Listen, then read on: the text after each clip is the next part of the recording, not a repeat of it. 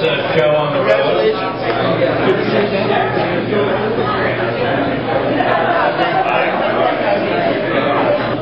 From Greenwich, a small businessman from Greenwich, who has been called to public service in the spirit of John F. Kennedy, and who, in the words of John F. Kennedy, can be said to enjoy the best of both worlds, a Harvard education and a Yale degree. A man who is going to rid us of this Democrat and Republican clothing, and who is going to be the next junior senator from the great state of Connecticut. Ladies and gentlemen, I give you Ned Lamont.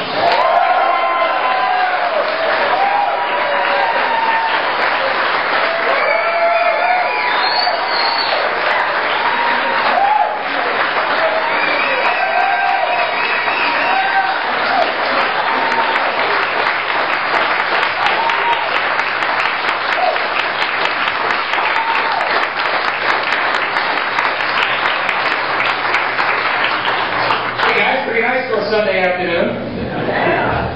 I'm really happy to be introducing Jerome and Marcos. You know, they were promoting my candidacy before there was a candidacy. They know this candidacy was meant to be, and I'm so appreciative. I got to say, Friday night was sort of an exciting day for the campaign.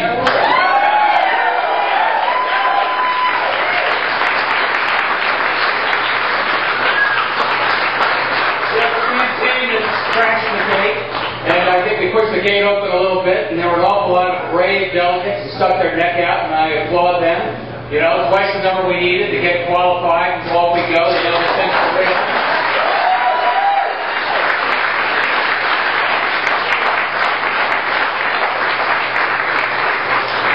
I was just thinking on my way up here that I'm sitting here with the two pioneers of cyber politics, and yet we're promoting the book. You know, what is more old line than that? But it is a long tradition of democracy. I was thinking about Hyde Park corner in London, where people can stand up and say their piece. And this is the beginning of a democracy again. I think you guys are changing politics, and that's why we're here to salute you, and that's why your book is so important. And I'd just like to say a little bit, if I could, for a minute, about how important the net roots and the blogs has been to this campaign. Because you know, I got into this campaign, it was sort of a long shot, and I worked out that I was interested in doing this. And some of the mainstream media said, hey, let's come and interview this thing, it looks sort of quirky, might be good. So I sat down, a couple of TV stations came in, first time I'd done that, some of the mainstream media, and we sat down and they said, okay, why are you doing this? And I said, look, there are three people that have inspired me to do this. One's a villain, one's a victim, and one's a hero. And the hero that inspired me to do this, as you maybe can guess, was Jack Murtha. It was just about 6 months ago that Jack Murtha stood up.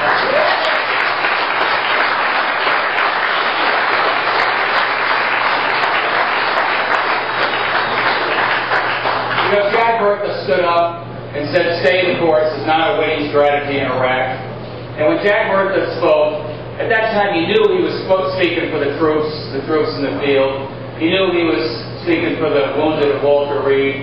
And now we also know that he was speaking for the generals in the Pentagon and speaking for the folks that are really paying attention to what's going on over there. I think he changed the course of the dialogue. And here we are 6 months later, and more Democrats are beginning to stand up. We are going to change the course in Iraq. It's time to start bringing our troops home. And it was Jack Murtha that sent that message loud and clear. He was the first man who inspired me in this way.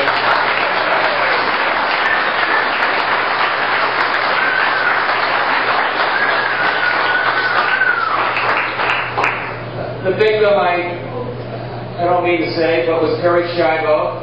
Terry Schiavo, I think most of you remember that case, and it's in Crashing the Gate.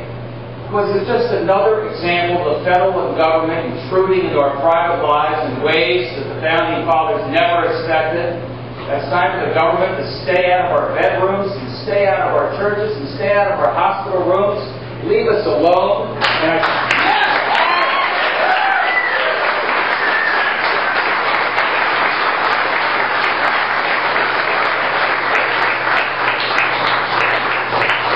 I think villain tough is a word. Well, what's going on in Washington, D.C. is a form of corruption. Maybe legal corruption, but in my mind it's corruption. And when I'm thinking of Bill, I'm thinking of the congressman from Alaska, the guy that put together the omnibus transportation bill, hundreds of billions of dollars, 6,371 earmarks.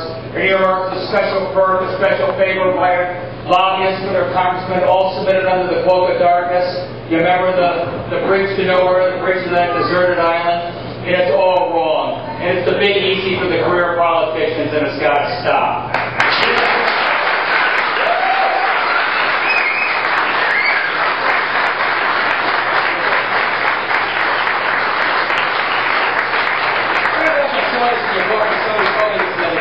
There are now 63 lobbyists for every congressman in Washington, D.C. 63 lobbyists. And these guys aren't looking out for the public good.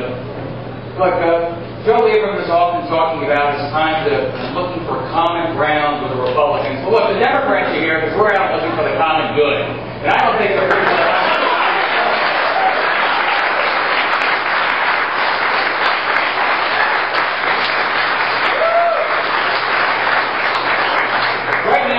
in Washington is the best government that money can buy. And if they're not hanging from the rafters and shouting this is wrong, then you're complicit and you're part of the problem.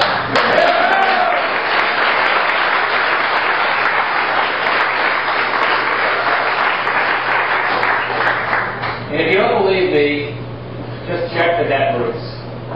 Check my DD, check Daily Kos, check what people are thinking. People at the grassroots who are standing up, they now have voice. The internet has given them a voice. There's no more filter. You're not limited to the newspaper print. You're not fighting to buy time on broadcast TV. Everybody can speak out, know what they're saying, and they're going to change the course of history. And these are two guys that are changing the course of history. They're changing the nature of politics. You're making campaigns like this possible. Buy the book. Tell everybody about it. Your own North Coast is all yours.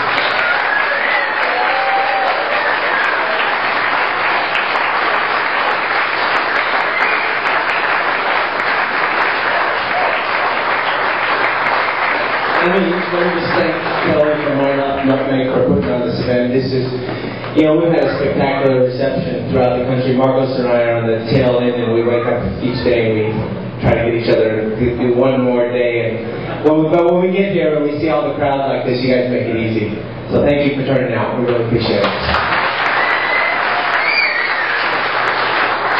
Let me just, Ned, you're a truth teller. That's the best. I mean, you will go to D.C. as a senator and tell the truth.